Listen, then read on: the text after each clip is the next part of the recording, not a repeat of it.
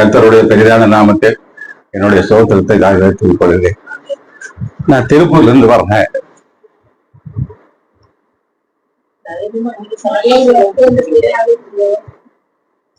நான் டிரான்ஸ்போர்ட்ல டிரைவரா இருந்தேன். 33 வருஷம் டிரைவரா இருந்தேன். ரிட்டையர்ட் ஆனேன். எனக்கு 3 பிள்ளைகள், ஒரு ஆண் பிள்ளை 2 பெண் பிள்ளை.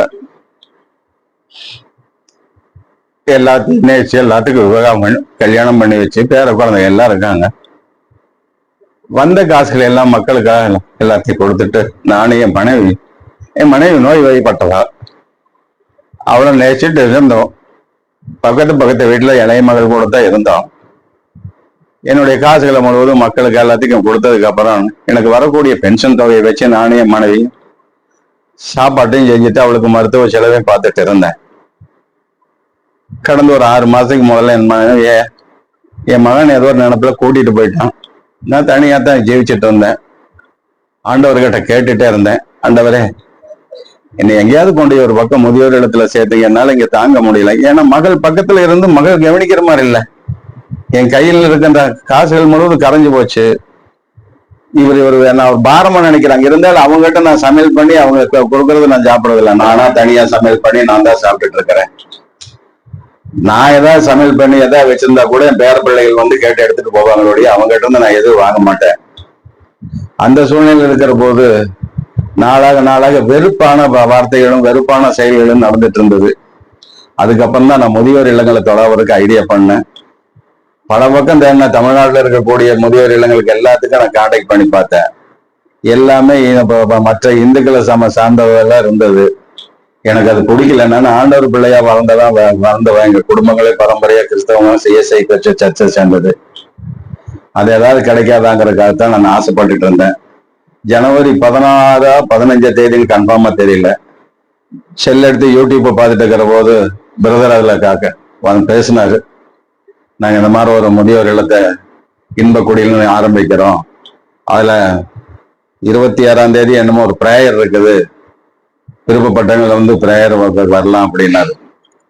அப்பவே அந்த நம்பர் நோட் பண்ணிட்டு அடுத்த நாள் அவருக்கு கால் பண்ணி பேசினேன். என்னுடைய சூழ்நிலை முழுவதும் சொன்னேன், என்னோட என்ன வருமானம் இருக்குது, என்ன இப்படி இருக்கிறாங்க எல்லாம் சொன்னேன்.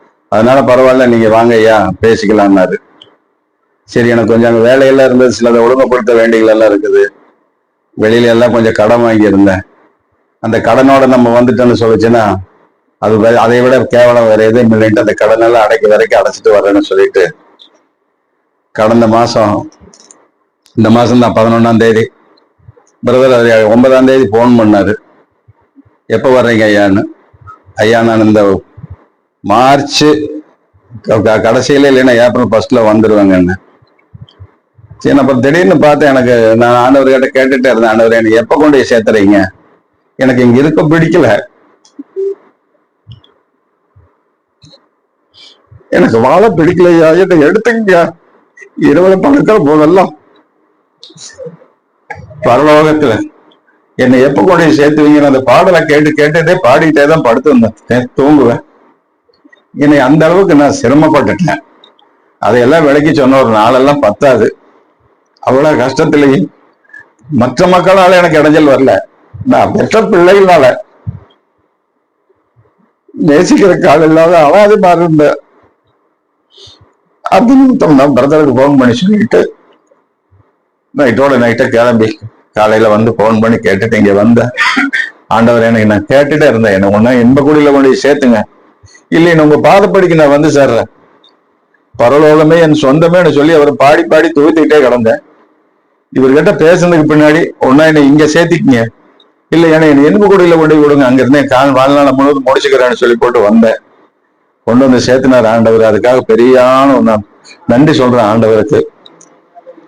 மகதா இருந்த அப்படி என் மகிட்ட சில காரியங்களை சொன்ன ஜெனிபர் கிட்ட, சாமி எனக்கு ஜீவன் முடி வரைக்கும் இங்க இருக்கிறேன், விலாசம் கேட்டார் பிரதர், உங்களுக்கு ஏதாவது ஒண்ணுன்னா என்ன பண்றது, யாருக்கு சொல்றதுன்னு. என் செல்லில் இருக்கிற முழுவதும் என்னை சேர்ந்தவங்க நம்பர் தான் வச்சிருக்கிறேன், வேற நம்பர் எதுவும் கிடையாது. ஆனாலும் ஒரே ஒரு நம்பரை கொடுத்தேன், அந்த மகனுடைய நம்பரை கொடுத்துருக்கிறேன். அப்படி ஏதாவது முடியாம போச்சுன்னா அப்ப கூப்பிடுங்க. திடீர்னு ஏதாவது ஒண்ணு ஆச்சுன்னு சொல்லுச்சுன்னா எதுக்கும் கவலைப்படாதீங்க. அந்த மாதிரி சூழ்நிலையில் எனக்கு நினைவு இருக்கிற போது ஒரு ஸ்டாம்ப் பேப்பர் கொடுங்க, நான் கையெழுத்து போட்டு தர்றேன். நான் இறந்ததுக்கு அப்புறம் என்னோட உடல் உறுப்புகளை எதை இல்லாதவர்களுக்கு தானம் கொடுக்கறதுக்கு நான் எழுதி கொடுக்குறேன்னு சொல்லி இருக்கிறேன். நான் பட்ட வேதனை எப்படி, நான் பட்ட கஷ்டம் யாருக்கும் வரக்கூடாது, எந்த நபருக்கும் வரக்கூடாது, அவங்கள நிம்மதியா இருக்கணும். அந்த அளவுக்கு எனக்கு ஆண்டவர் கொண்டு வந்து இப்ப இன்ப குடியில சேர்த்து என்னை இன்பமா வச்சுட்டு இருக்கிறாங்க. அருமை சகோதரி, என் மகனுடைய வயசு இருந்தாலும் நான் சகோதரியா ஏற்றுட்டு சொல்றேன். அது ஏற்ற நேரம் எனக்கு உதவி செய்த கிருபைங்கிற மாதிரி எங்க நேரத்துக்கு டீ கொடுக்குற நேரத்துக்கு டீ, சாப்பாடு கொடுக்குற நேரத்துக்கு சாப்பாடு, ஸ்நாக்ஸ் கொடுக்குற நேரத்துக்கு ஸ்நாக்ஸ் கொடுத்து நேரம் கொண்டு வந்து கையிலேயே கொண்டு வந்து பெட்டுக்கு கொண்டு வர்றாங்க. நான் சொல்லுவேன், சாமி அப்படி எல்லாம் செய்யக்கூடாது சாமி, கூப்பிடுதான் நாங்க வர்றோம், நீ கூப்பிடுற. நான் அப்படித்தான் பேசி பழகிருக்கிறேன். இங்க இருக்கிறவங்க எல்லாம் எனக்கு இளைவிலா தான் இருக்கிறீங்க. எனக்கு 74 வயசாச்சு. வர்ற டிசம்பர் ஏப்ரல் 3ஆம் தேதி என்னுடைய பிறந்த நாள், 74வது பிறந்த நாள். அதனால எல்லாத்தையும் உங்களை இருந்து எனக்கு இளைவிலா தான் பாக்குறேன். அம்மாவுக்கு மூத்திருப்பாங்களே என்னன்னு தெரியல. அதனால நான் வாடா பாடான்னு தான் கூப்பிடுவேன். அப்படித்தான் சொல்லிட்டு இருக்கிறேன். எனக்கு அப்படி ஆண்டவர் பெரிய ஒரு கிருபைக்கு செஞ்சிருக்காரு. இந்த இன்ப குடியின் மூலியமா எனக்கு அங்க கிடைக்காத இன்பம் கிடைச்சிட்டு இருக்குது. அதனால என் வாழ்நாள் முழு இந்த இன்ப குடியிலேயே இருந்து என்னுடைய ஆத்மா ஆண்டவருடைய பாதப்படிக்கு போகணும். அதுக்காக எனக்காக ஜெபிச்சுக்குங்க. நான் அன்றாடி கேட்டுக்கிறேன். இந்த சாட்சிக்கு எனக்கு நேரம் ஒதுக்கி கொடுத்த அருமை சகோதரருக்கும் சபை மக்களாக உங்களுக்கு என்னுடைய நன்றி தெரிஞ்சு என்னோட சாட்சியை முடிச்சுக்கிறேன். அதை விட இன்னொரு முக்கியமான விஷயம், என் பேரனை விட சின்ன குழந்தை அரவிந்த் குளிக்கிறதுக்கு காலையில் 7 மணிக்கெல்லாம் தண்ணி எடுத்து வச்சிருவாங்க. எனக்கு அவ்வளவு சூடா குடிக்க மாட்டேன் சாமி, கொஞ்சமா இல்லையா பரவாயில்லன்னு சொல்லி போட்டு நிறைய எடுத்து வைப்பாங்க. இந்த நேசிக்கக்கூடிய பக்குவம் நீங்க எல்லாம் சேர்ந்து இவங்களுக்காக ஜெபிக்கணும். இந்த இன்ப குடிலுக்கு தேவைகளை சந்திக்கிறதுக்காக நீங்க எல்லாம் ஜெபிங்க. இந்த இன்ப குடிலுக்கு தேவையானது ஆத்மாக்களையும் கொண்டு வந்து சேர்த்தனால எங்களுடைய தேவைக்காக ஆகாரம் கொடுக்கறது, ஸ்நாக்ஸ் கொடுக்கறது, டீ காப்பி கொடுக்கறது, தண்ணி வைக்கிறது, கரண்ட் பில்லு, அந்த ரூம் வாடகை, இதெல்லாம் இருக்குது. அதுக்காக கர்த்தர் உதவி செய்யணும்னு ஜெபிங்க. எங்களால முடிஞ்சது நாங்களும் உதவி பண்றோம். ஆனா அது பத்தாது. நாங்க கொடுக்கற ஒரு சிறு துரும்பா இருக்குது, அது தேவை பெரிதா இருக்குது. அதுக்காக நீங்க எல்லாரும் சேர்ந்து ஜெபிச்சு உங்களுக்கு தேவைப்பட்டவங்களுக்கு அந்த இன்ப குடிலுக்கு ஏதாவது தேவை இருந்தா நீங்க உதவி செய்து எங்களை போல இருக்கிறவங்களுக்கு வாழ்றதுக்கு ஒரு வழி செய்யுங்கன்னு உங்களை அனைவரையும் மன்றாடி இயேசுவின் மூலம் கேட்டு என்னுடைய சாட்சியை முடிக்கிறேன். ஸ்தோத்திரம்.